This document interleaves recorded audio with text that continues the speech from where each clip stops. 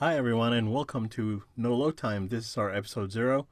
My name is Obed Velez. I'm one of your hosts. With me is the most interesting man in the world, Joe Young.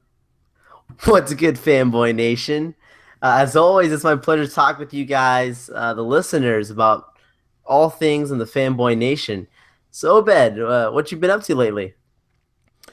So, Joe, of course, this is our first episode. This is something that we're trying out, something that had its inception in our workplace break room. So it's a pretty interesting story that we have here. We've known each other for what, about 2 years now. Yeah, 2 years, two About years. 2 years, and we kicked it off right away. We were both geeks, and both into video games and movies and comic books. Yep. Um, I'm quite a bit more seasoned than Joel is. So, this is a pretty good idea that we came up with, and we hope that you uh, guys enjoy it, and we want to express our sincere thank you if you're listening. So, and welcome, Absolutely. uh, welcome to the podcast, and I hope that you can stick around and don't get either bored or tired of us. Joel, what I want to do on this episode, because it's episode 0, we really don't want to go into the weeds on news and whatnots. Of course, we're trying to build an audience, so we're not gonna have an email section yet. We're not gonna have any of those things that we can use to stretch time. Um, what I want to do is talk a little bit more, talk a little bit about ourselves and what we're doing this and who we are. So I don't know. You want me to start or you want to take over? No, yeah, I definitely want you to start, but I do want to first of all interject in regard to just us coming up with this podcast together. It's an awesome thing because both Obed and I, when we clicked right away, meeting each other, working in IT together in our same company together, and we talk about these topics that you're going to hear on the podcast going forward. We talk about these things quite frequently all the time.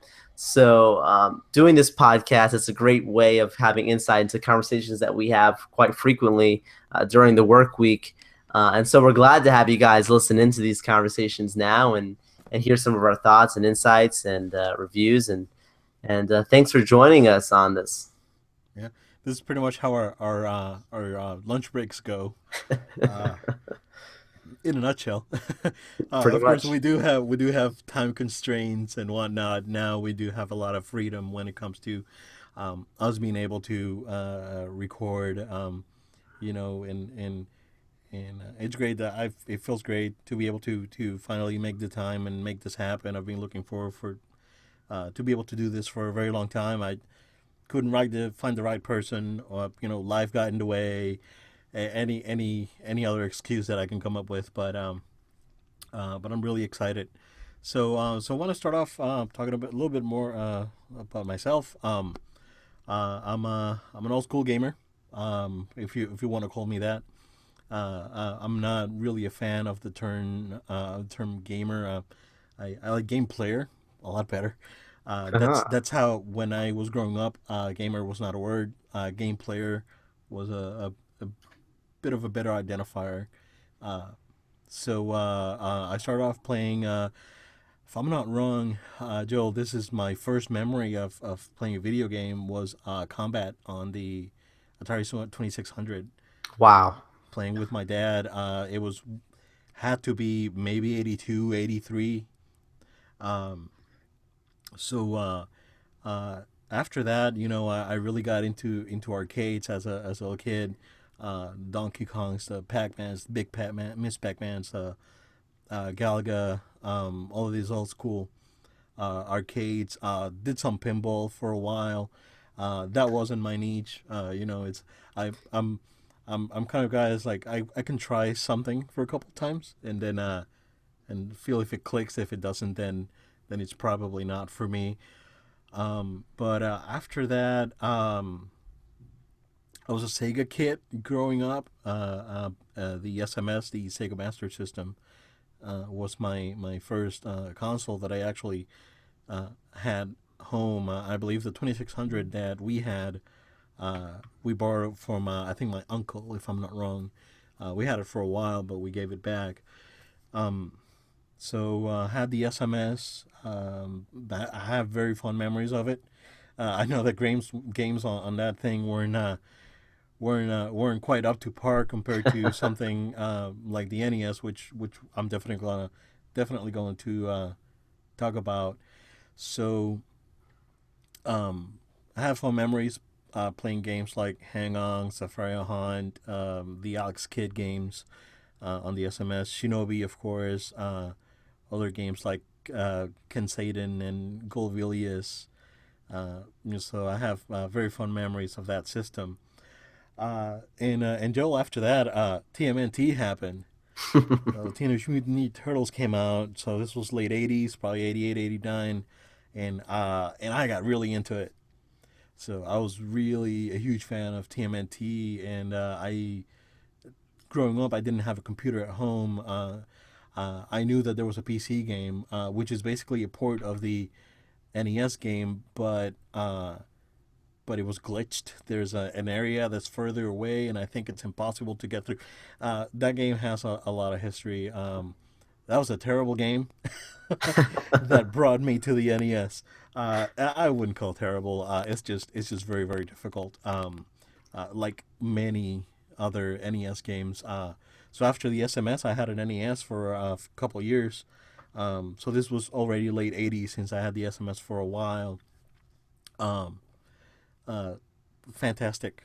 I think the NES uh, started a passion within me for video games and looking at video games as much more than just entertainment. Is as cliche as it could sound, it was a way of life for me, um, and that's how it all got started. That's what sparked my interest in video games, the industry, how things are made, and all that good stuff.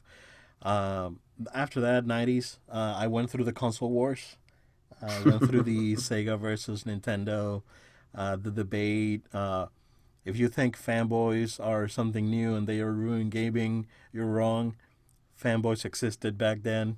And it was the same thing. It was the same discussions. Oh no, this is better. Oh no, that is better. Oh, but this has a CD. Oh, but the sound on the SNES is better. So it was a really interesting time. It's of course there was no internet, so whenever you had to engage in the console wars, you had to engage face to face. So it was much different. Um, so while that was going on, while the console wars were going on, uh, I was still very active on the arcade scene, and then uh, something happened. One day, I went to the arcade, and there was this game called Street Fighter Two. Oh man. And that to me was a big deal. Very passionate about Street Fighter, about the fighting game community. Uh, Again, being old school, I went through lining up quarters on the arcade screen, waiting for my turn.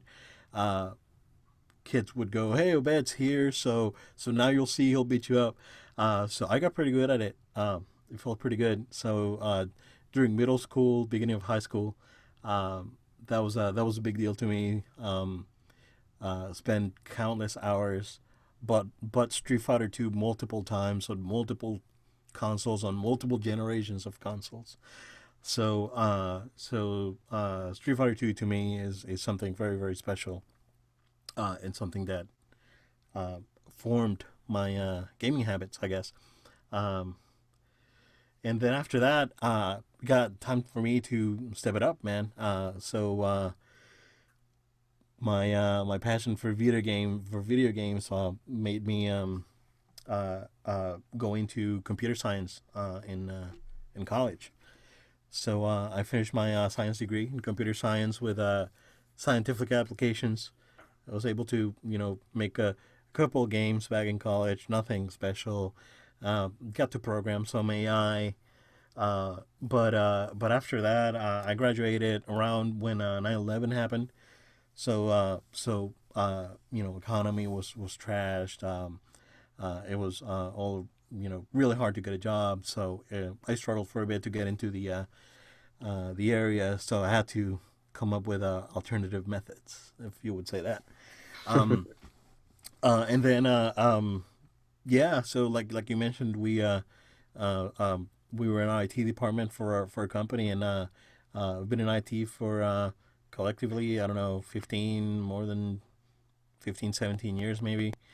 Uh, and Yeah, so I'm also a huge geek. I collected Marvel back in high school. I collected the Marvel Universe trading cards.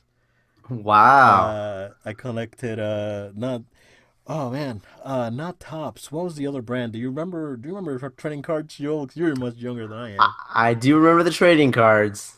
Yeah, I do. yeah. Oh yeah. So man, I can't remember what those there was a series of cards that were beautifully painted, and these cards have to be in my parents' house in a box because I remember bringing them over after I got married. So I must have them somewhere. Hopefully they're not rotten. By the way, guys, we're in Florida, so if you don't keep your things dry and in a dry, cool place, it's probably busted by now. Pretty much. Yeah. So humidity during the summer is gonna probably gonna kill anything you have that's not you know in a In cool dry AC. place. Yeah. So and yeah. So I think what sets me apart compared to a lot of old school gamers is that a lot of old school gamers uh, they they a lot of them wear nostalgia glasses for there's no question that there's absolute masterpieces like Pac-Man and Miss Pac-Man, Donkey Kong, the Mega Man games for the NES, Super Mario 3 on the NES, Super Mario World, which I consider to be probably the best 2D platformer ever. Um, and there's absolutely masterpieces like that. But I'm a firm believer that right now is the best time to be, in gaming. There's uh, some mind blowing things going on with Absolutely. AI. If you guys had a chance to play a game with on a TV that supports HDR, it's just absolutely It's stunning. amazing. So uh, we I think we're living a great time. It's a great time to be a game player, as I call myself, or a gamer. But it's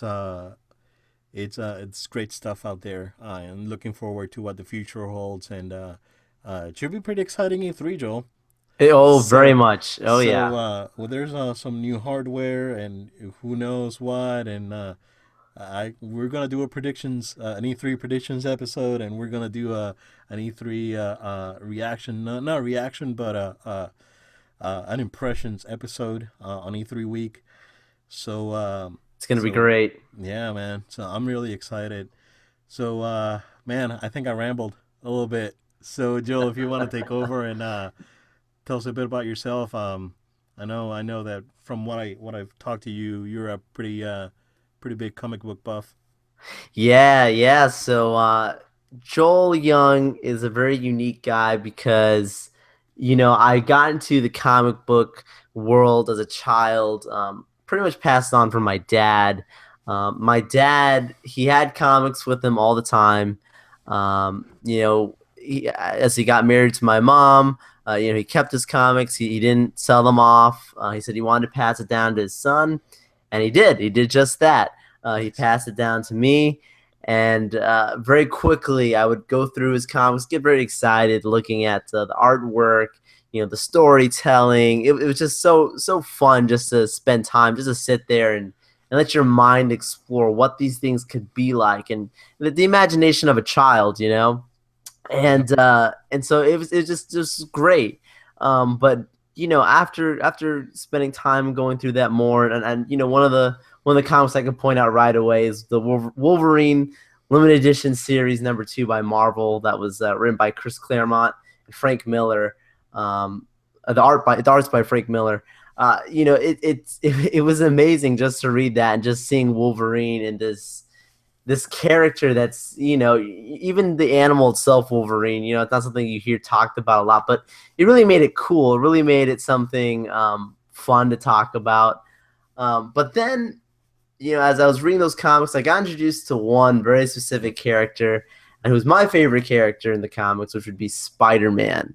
Spidey. Spidey. So Spider-Man was really huge for me growing up, just because he's not like the other superheroes. Traditionally, we had TV shows, the Super Friends. Yeah, I did watch that. We had the Justice League series that came out a little bit later in the 2000s. But Spider-Man is such a unique character for Marvel just because he's not this super strong guy. He is because he has the strength of a spider, but he's really human in the way he interacts with the world and his real life struggles. And it's not that the other characters didn't have it, but there's something about the way that Spider-Man was that really spoke to me as a young man that I could relate to, just because he was different from everyone else, and he had to deal with responsibilities. He wasn't this rich guy like Bruce Wayne, and he wasn't going and getting everything he wanted. He didn't have his family to go home to. He only had Aunt May, and so not that I had that. I'm fortunate to have my family, and they're great, but just seeing the way he had to deal with conflicts really stood out to me from a young age. And then, of course, as I started to get older, then we got the Tobey Maguire Spider-Man movies. Yeah, I remember watching that in the movie theater. I was dating my wife back then, so Yeah. it was probably one of the first movies we went and saw together in the movie theater. So And it worked out. they did. Yeah, it was a good movie too. So yeah, that maybe that helped. That probably did.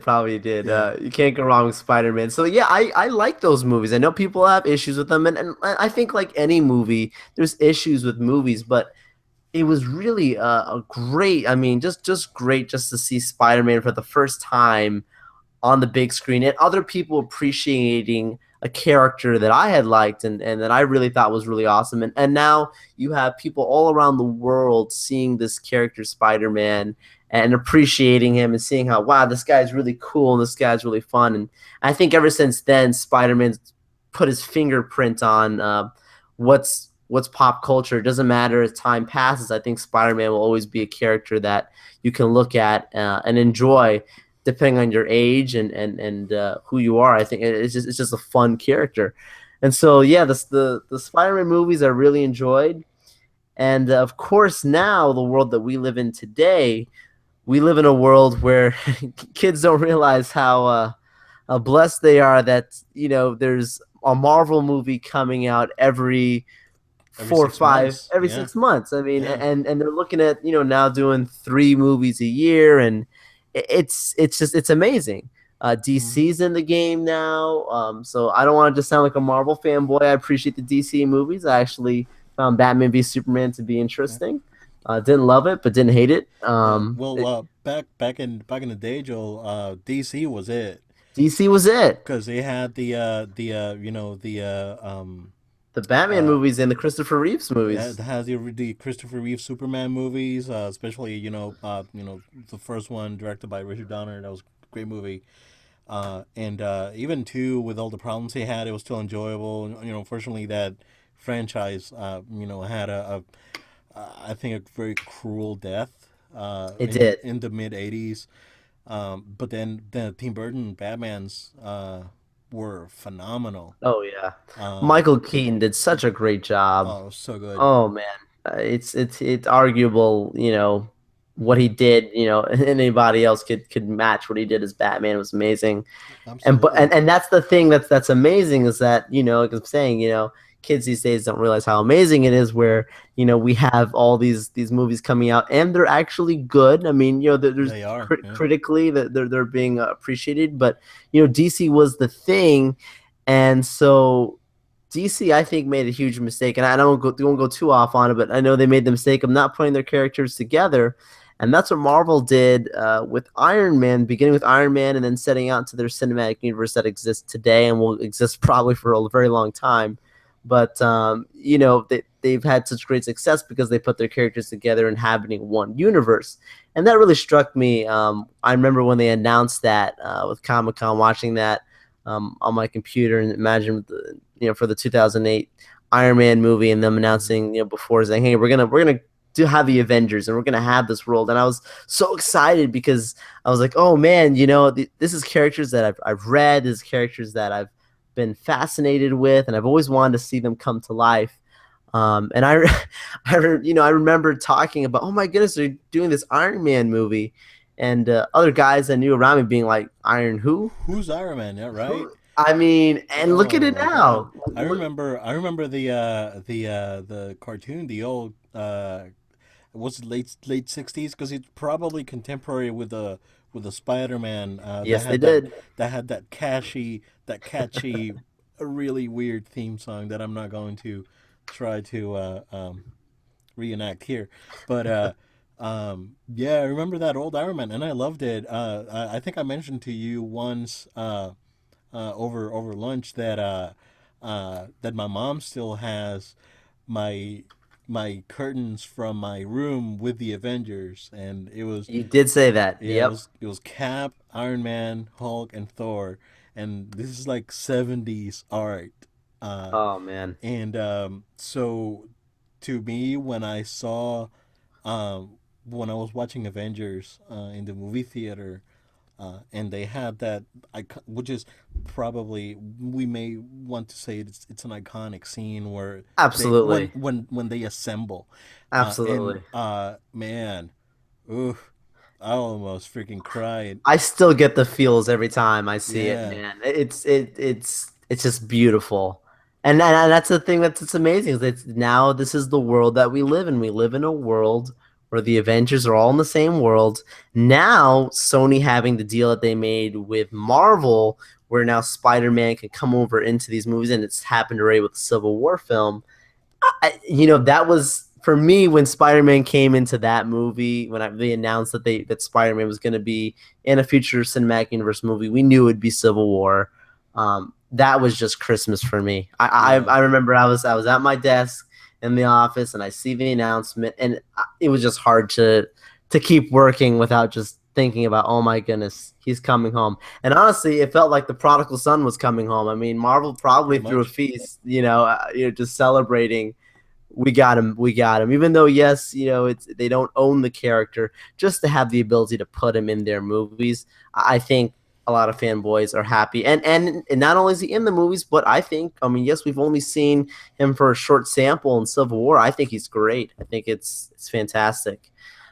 So yeah, I'm really pleased with the future of both comic books and the comic book films. I continue now to read the comics. Like obviously this weekend, by the time you guys hear this thing recorded, tomorrow is actually comic book day. So I'll be at my comic book shop tomorrow picking up some comics before I see Guardians of the Galaxy 2.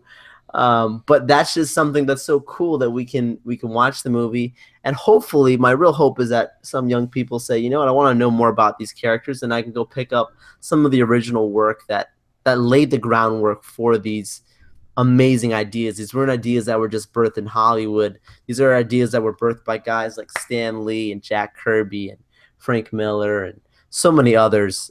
So it's just a great thing, great world to live in. Yeah, Rob Liefeld, that iconic artist with the weird proportions, and that Cat America with that gigantic chicken chest, and those weird ladies with the strange curves.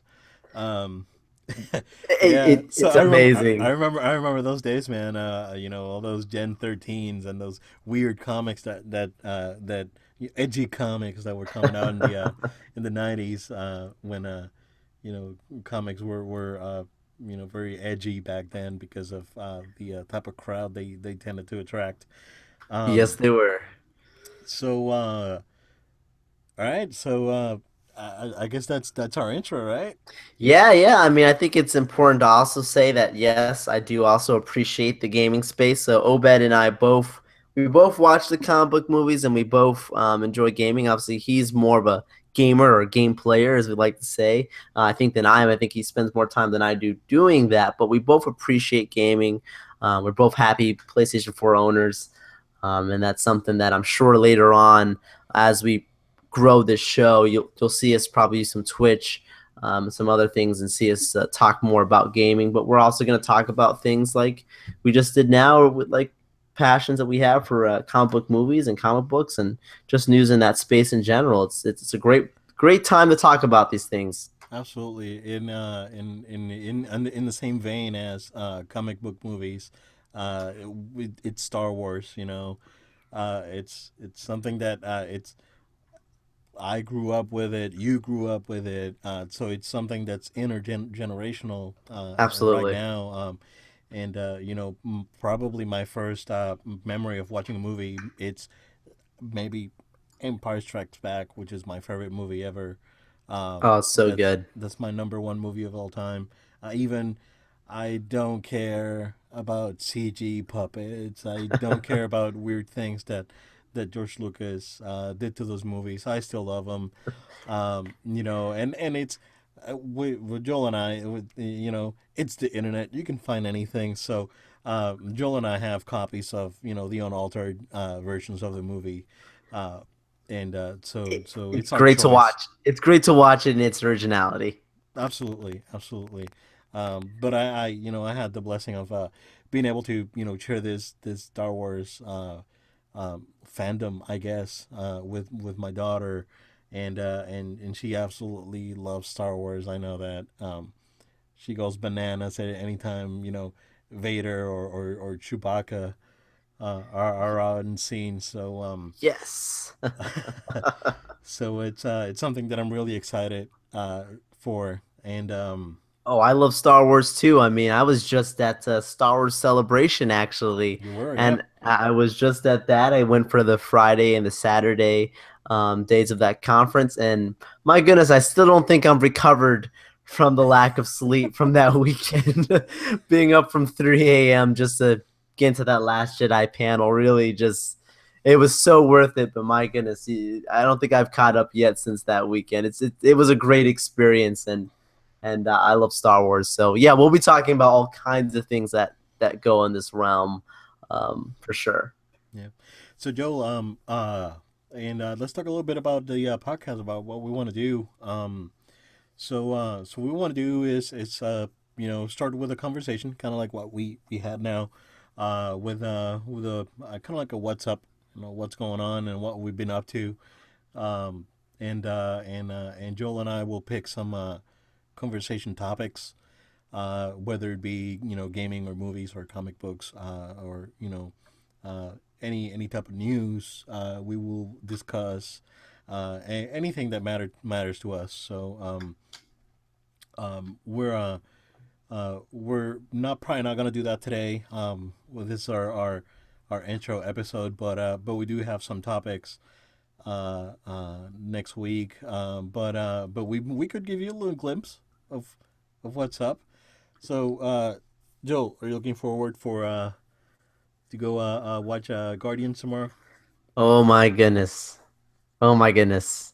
I'm so excited, man. I'm one of those purist kind of people. When I say that, it's in the sense that I shut down social media before I'm going to see these movies. No spoilers. No spoilers. Yeah. I'm one of those guys. I'm going straight in, and I'm not gonna. I don't want to hear anything. I'm just gonna go in there. I'm gonna have a great time, and I'm gonna have a pure experience for the first time, the way the film was meant to be. And goodness, I mean, I've got a lot of expectations for it. I'm not gonna lie. The first film was really good. I wasn't expecting that movie to be as good as it is. It's phenomenal. Oh, I don't think any of us were. I mean, Those are C tier superheroes, and oh, they were able to make a movie better than the Suicide Squad. I mean, Ooh. uh, uh it, it burns, but it's the truth. It's the truth, and it really it's just a fun movie to watch. I mean, and Hmm. again, it also you're talking about young and old. I mean, the movie's got these throwback songs, right? I mean, Yeah. it Yep. beginning beginning with these songs from to the end of the movie, but you're having such a fun time, and so I'm expecting again to have the same thing with Guardians of the Galaxy, excuse me, Volume Two, Uh-huh. and so I'm excited to see what they do with the characters. Baby Groot looks awesome. Yeah, he does. He looks awesome. I hope hopefully Disney is going to really cash in this time because last time they made those mistakes with not having being prepared for Groot in his smaller size, and those things sold out right away. Anything with Baby Groot on it, so I'm sure now they're going to be cashing in big on that. And I expect this movie to make a lot of money. I expect it to be really good, but most of all, I think it's going to make us, the fans, really excited about the future, especially leading into the Infinity Wars. Since the Guardians have been confirmed to be in the Infinity Wars, I want to see if it sets it up for the Infinity Wars, and obviously characters directly like Gamora connected to Thanos and Nebula as well. I'm really excited to see things unfold. I love how they left us on the cliffhanger before, not letting us know who Star Lord's dad is. I mean, we knew who he was in the comics, but they made it Hmm. very clear. Kevin Feige said no, it's not going to be Jason Spartak. It's not going to be that character. So we know who it is now. It's no secret, that it is Ego the Living Planet, but just how they portray this character, it's just going to be very exciting to see that connection Yeah, I guess there. early impressions were kind of mixed. But what I heard today out on the internet is a lot of people are liking it. Yeah, yeah, Yeah. that's the funny thing is, I was seeing right away people in the film community that I follow, their correct responses, Rotten Tomatoes responses, right? And seeing how it Hmm. was, it was a good response. They were saying it's a good movie, but it wasn't, oh, this is amazing, it's great, like how the first one was, really high ratings. However, like you just mentioned beforehand on Twitter, I've already been seeing some people, just from yesterday saying, "Oh my goodness, this movie's amazing." And after that, I just turned my phone off because I don't want to see anything more. I know how the internet works. I know, I know. So yeah, Trust I'm me, excited. I'm going through one of those now. But yeah. So, So so excited Obed, to. tell me anything about what's going on in the gaming space right now, man. What are you playing? So man, I continue my relationship with Final Fantasy 15. That game's So real good. good. That game's real good. So I haven't gotten a chance to do the. They brought back the time events this week. Um, was it last week? I think it's this week. So I haven't gotten a chance to jump into those again. But I've been playing Persona 5, and that's a Japanese ass game. Um, yeah, I played 4. You know, through entirely. I found out what the truth was. So it's those games are long. I think I spent 93 hours on 4 when I played it. Um, and those games are real good. It's one of those things that are it's hard to explain without going deep and into lore and It's such a whatnot. unique experience every time. Yeah, it's great. So 4 was real good. This is phenomenal. Um, it's I think it's the proper evolution of turn-based RPGs. Well, like I said, unfortunately, I feel these games are not for everyone. You have to have a certain mindset when approaching games that um, are strongly influenced by foreign cultures. Like in this case, the Persona games are very Japanese games, and they celebrate the Japanese holidays and they follow the Japanese way of doing things. So it's great. Story wise is phenomenal right now. I think the first person you encounter doing quote unquote bad things in this game is it's atrocious. It's way worse than even the culprit on 4. So so I'm really excited. I'm starting, man. I'm probably, I want to say 15 hours in. I just That's finished. good. Yeah, I finished the first dungeon, and I got to end that story bit. And I think the last thing I did was return some DVDs. Uh, because if I don't return them, then they charge me a lot of money. So and that's again going back to cultural differences. In this game is set in 20XX, which is could be today, could be 4 years from now, That's um, cool. and and you are able to go into a rental store and rent DVDs, which is something that it's not common in the U.S. anymore. Exactly.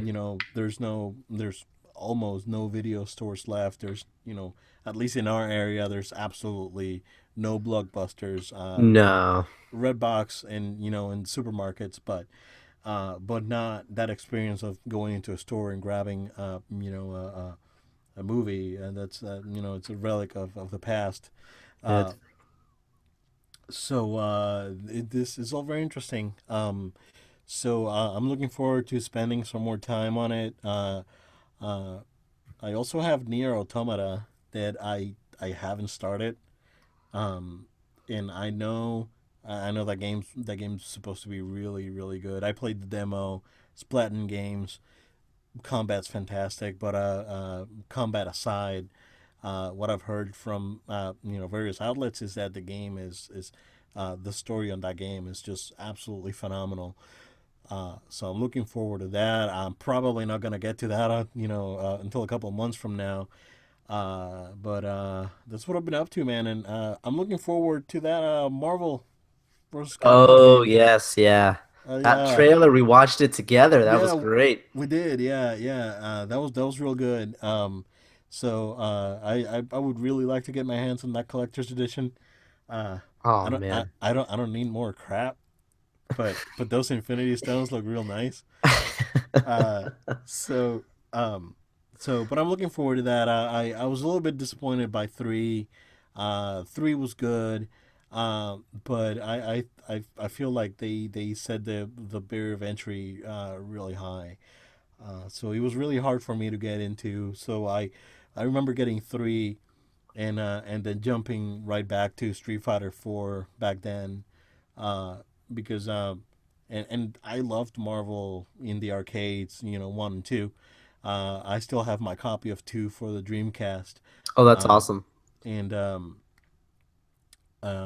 I feel like they really went into a more hardcore direction, and that game was super busted too. And they after the original licensing agreement with Marvel ended for Capcom, they stopped patching the game, so they couldn't even get it fixed. But I'm looking forward to this one. Disney seems to have their priorities straight when it comes to their properties now, especially Marvel and Star Wars. Oh, yeah. So Battlefront 2 looks like it's going to be another phenomenal game. That sure does. I was there at the Battlefront 2 world premiere announcement at Star Wars Celebration, and man, you could feel the energy from the sweaty gamers in the room. I was one of them, I'm not gonna You lie. you were one of them. Yeah, I mean the original Battlefront. A lot of people hate it right off the gate because of its model. I wasn't a fan of it. I was able to get a copy from relatively cheap around the holidays when it came out, and I put 60 hours in that game. I didn't buy one piece of DLC because there was enough for me in that game to do, and I didn't have to spend more money. So just having to not have this type of model and have more content, I'm It's really great. excited for it. And now it has a story mode, has Yeah, actual campaign to it. So, yeah, I think that's what threw a lot of fans off a lot, not just the DLC, but then saying, well, we're not going to have a story. So they felt like they were yeah. being forced to pay money. And that wasn't really the case with the first one. If you really played it, because if from what it sounded like, sure, but you and I both ended up playing it. And Hmm. when I purchased the copy, I was very satisfied. Wow, I actually put a lot of time into it, more than I anticipated because it's just fun. And now I'm excited to see now the class systems going into now the second one, how that really how that changes the game. Yeah, because everyone was the same. It was a generic grunt basically on the first one, and you just pick your loadout. Um, And and now including vehicles as well. Now your vehicles also have, part of the um, class. yep, they do. Nice, nice. I didn't know that. That's cool. Um, but yeah, and I think they have ground vehicles now too. They're gonna have more because they only had the ATSTs Yep, and the walkers. the chicken walkers in some of the game modes, and I know that you can get into an AT-AT for it was like 30 seconds or 45 seconds or Oh, it something was like real that. short. It was Yeah. real short, and it was fine. I mean, you can go bonkers and explode everything, but at the same time, you're really slow, and you know. So I appreciate that they are bringing some more variety on it. So yeah, so that's it's pretty much how it's gonna go. So Joe, if you want to tell everyone where they can find us and what we're planning to do. Yeah, yeah, sure. Thanks guys for listening to this. We want to make sure you guys take time to keep in contact with us, stay connected with us. So you can do that by following us on Twitter at No Load Time. You can also find us on Facebook and Twitch. Also on Instagram, we have at No Load Time. So make sure to stay connected with us. We also want to give you the opportunity if you ever want to send us an email with any questions, comments. We'd love to hear from you. You can email Feedback us for sure. I for mean, sure. this is this is the start of something new for both Joel and I. Sure is. So any feedback is appreciated, guys. If you have issues with sound quality, if you have issues with, our topics, if I'm talking too fast, if I'm not letting Joel talk, if I'm drinking water and you don't like it, I guess you can tell me that if you want. It's up to you. But yeah, go ahead, Joel. You gotta drink your water, Obed. You gotta stay hydrated. No, you can send those questions to us or comments, and you can send us obviously through Twitter, Facebook, whatever. But you can also do that via email. Send us an email at noloadtime@gmail.com. Because yeah, like we said, we want to hear from you guys. And then just to let you guys know, we're gonna try to keep this initially bi-weekly. Yep. Obviously we have special events like E3 that's coming up, and we're gonna have some special episodes for that. So stay tuned for that. That time's gonna be pretty busy. Yep. But So we're shooting so this is our episode 0. We're shooting to do an episode 1, a proper episode 1 with discussion topics next week because it's going to be our first episode. You guys should expect that I would say Friday night, Saturday morning. yeah, That's when we expect the program to be posted for you guys. Um, and and yeah, by that time, I will have already seen Guardians of the Galaxy Volume 2. So look out for my reaction and response in depth. We'll get into that for sure in that next episode. yeah, yeah. So don't miss Joel's review. Guardians of the Galaxy Volume 2, featuring I'm, Baby Groot. I'm hyped. Yep. So thank you guys so much, and we're gonna try some different things closing out the show. So again, your feedback's appreciated. Joel and I are thinking of doing like a song of the show, and we're gonna pick a song of a classic video game, and post it at the end of the show to close out. And of course, we'll give you the info on who the original composer was and whatnot. Joel, before we close, today is actually uh, there's an anniversary going on. So today's the 25th anniversary of Wolfenstein 3D or Wolfenstein 3D. I don't know how you. I really don't know.